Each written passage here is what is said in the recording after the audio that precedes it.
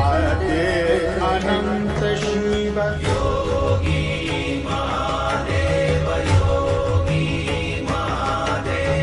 आद्य अनंत शिव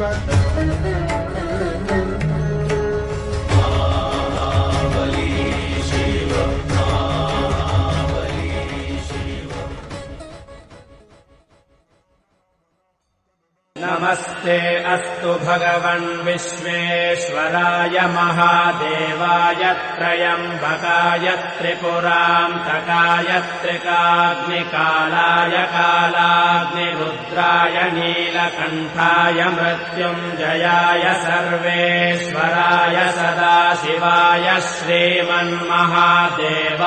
नमः। नमामि शमीशाननिर्वाणरूपम् विभुं व्यापकम् ब्रह्मवेदस्वरूपम् अजं निर्गुणं निर्विकल्पं निरीहम् चिदाकाशमाकाशवासं भजेऽहम्।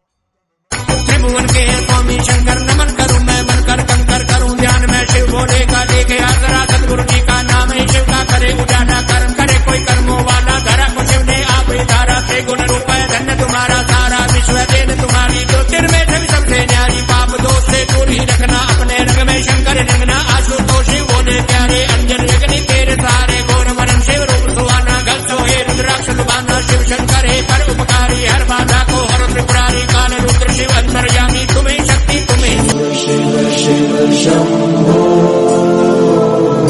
महादेव शंभो शिव शिव शिव शंभो महादेव शंभो महादेव शंभो महादेव शंभो शिव शिव शिव शंभो महादेव शंभो शिव शिव शिव शंभो महादेव शंभो महादेव शंभो महादेव शंभो।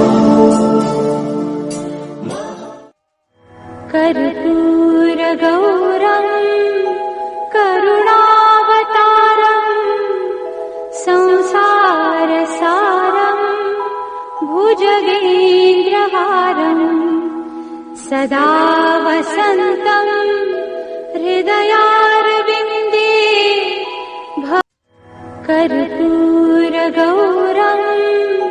करुणावतारम् संसारसारम् भुजगेन्द्रहारम् सदा वसन्तम् हृदयारविन्दे शम्भो शङ्कर नमः शिवाय गिरिजा शङ्कर नमः शिवाय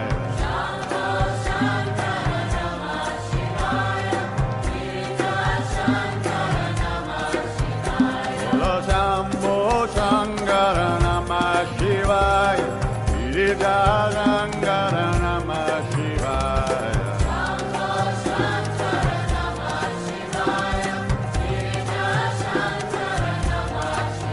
शम्भो शङ्कर नमः शिवाय गिरिजा शङ्कर नमः शिवाय